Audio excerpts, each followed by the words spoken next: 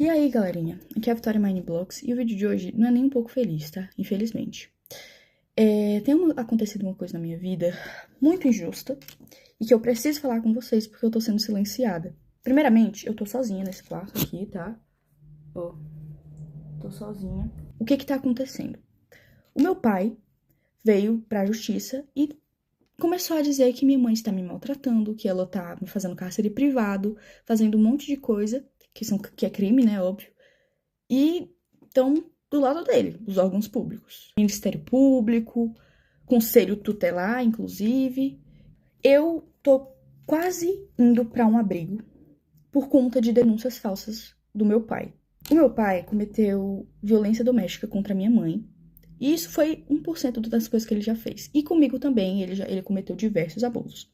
Quando eu tinha 11 anos de idade, meu pai me colocou sem roupa na frente dele. E eu já tinha corpo, já tinha seios, e ele me colocou com pelada na frente dele, com 11 anos de idade, tá? E ele me obrigou a ficar sem roupa na frente dele, e eu tentava tampar, né, porque eu tava me sentindo extremamente desconfortável e mal, eu tava chorando pedindo pra ele, eu tava implorando pra ele deixar eu me vestir e deixar eu me tampar, e ele começou a gritar dizendo que ele não era pra mim tampar e que era pra mim soltar a mão. Uma criança de 11 anos de idade. E isso foi pouco, perto de tudo que ele já fez. Eu cresci vendo meu pai tentando matar minha mãe, eu cresci vendo meu pai maltratar minha mãe. E antes que alguém pergunte, por que sua mãe demorou 12 anos para se separar do seu pai? Porque ele ameaçava matar os meus avós, que são os pais da minha mãe. Muita coisa aconteceu enquanto a minha mãe trabalhava. Ele ficava trazendo um monte de pessoas pra dentro de casa. Eu ficava sozinha com ele e ele trazia uns amigos dele pra dentro de casa com uma criança, menina dentro de casa. E ele já chegou a quebrar computadores no soco. Ele já chegou a quebrar muitas coisas. Ele quebrava prato, quebrava um monte de coisa. Vidro, pote, ele quebrava tudo tacando na parede, querendo causar medo em mim, na minha mãe. Ele ficava, quando eu usava regatinha assim e vinha o detalhezinho, ele ficava fixado naquela blusa, ficava olhando como se eu fosse um objeto.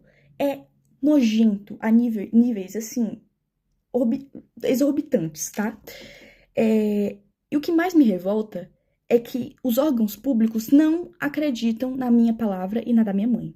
O meu pai já chegou a correr atrás da minha mãe com faca, ameaçando matar ela.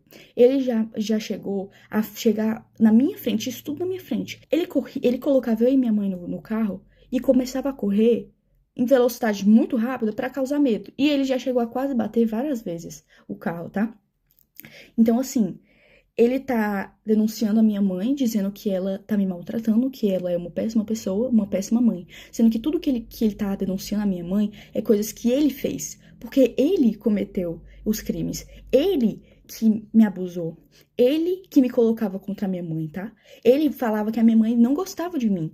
Ele falava pra mim que a minha mãe, ela não se importava comigo. Sendo que a minha mãe morreria por mim, tá bom? A minha mãe faria de tudo, e ela faz de tudo por mim. Porque desde que eles se separaram, muita coisa aconteceu. Eu entrei em crises que eu tive que ser internada em hospitais psiquiátricos, tá? Eu tive que ser internada em clínicas porque eu tava tentando contra a minha própria vida. Eu tenho ideações suicidas por causa que o meu pai falava assim pra minha mãe: eu vou te enlouquecer até você se matar. Como eu disse, eu tive muitas crises. De todos os traumas que ele me deixou, não tinha como eu não agir diferente. Me desculpa, mas eu não conseguiria não ter crises. Eu tenho crise de pânico, eu não consigo sair de casa, eu não consigo ir pra escola, porque a gente tem medida protetiva contra ele, e ele infringiu elas. Ele veio aqui em casa, ele tá de tornozeleira eletrônica, mas ele passa na frente da minha casa. E a justiça não age. Ninguém tá acreditando no meu lado. Eu fui ouvida uma vez. E nessa vez, ainda banalizaram o que eu passei. Banalizaram os abusos, banalizaram tudo que ele fez. Agiram como se eu estivesse mentindo, agiram como se eu estivesse inventando aquilo tudo, porque ele manipulou todo mundo. Entendeu? É isso que ele é, manipulador a níveis extremos. Ele tem áudios prometendo acabar com a vida da minha mãe. E a justiça não leva isso em conta. Eu tive crises de ficar completamente fora de mim. Eu completamente, assim, em pânico. E mesmo assim, não acreditam no meu lado da história. Porque dizem que, você não tem provas de que ele abusou você. Então todos os traumas não são provas.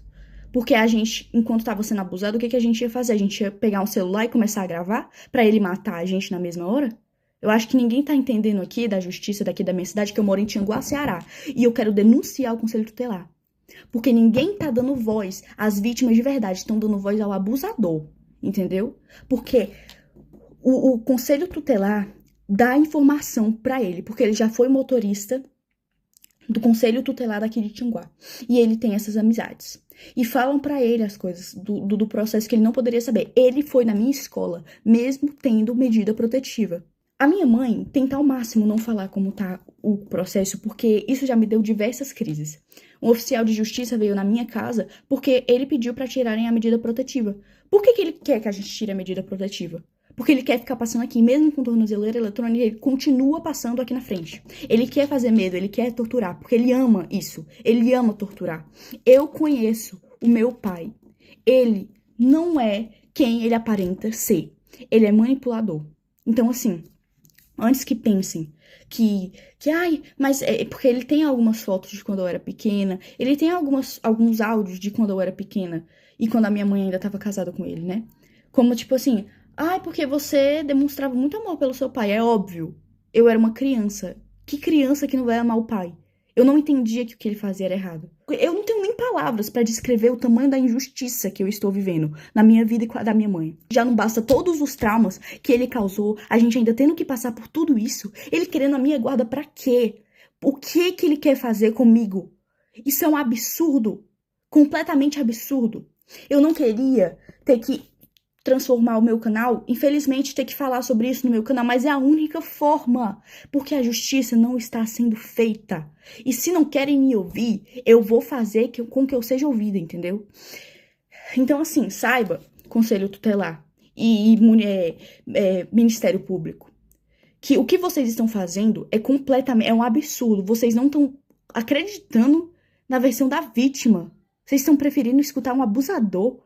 Isso é um absurdo. Eu não tenho nem palavras pra descrever o tamanho do choque que eu tenho, tá? Tudo que ele tá denunciando, o cárcere privado, maus tratos, era tudo isso que ele fazia. Era exatamente isso que ele cometia. Ele proibiu eu e minha mãe de a gente sair de casa. A gente não podia sair de casa. E se saísse, ele surtava e quebrava as coisas. Tô cansada de ter que viver com medo, porque eu tenho medo de sair de casa. Eu sinto como se ele estivesse me vigiando. Eu não tô indo pra escola, eu tô tendo que estudar em casa, porque eu tenho medo. Eu não aguento mais ter medo. O meu avô é mais pai do que o meu próprio pai biológico, tá? A minha avó é a minha segunda mãe. Eu tenho duas mães, a minha mãe mesmo e a minha avó. Mas o Jorge não se encaixa nisso. O meu pai não se encaixa nisso. Ele não é família. Ele só é genitor. Mas ele não é família. Ele não é um pai de verdade. Porque um pai que ama não faz as coisas horrendas que ele fez. Então eu venho aqui pedir justiça, tá? Porque eu não aguento mais não ser ouvida. E eu quero pedir perdão se isso causou gatilho pra alguém, mas é o que tá acontecendo. Eu não posso esconder mais isso. Porque vocês me acompanharam desde que eu tinha 8 anos, então vocês merecem saber.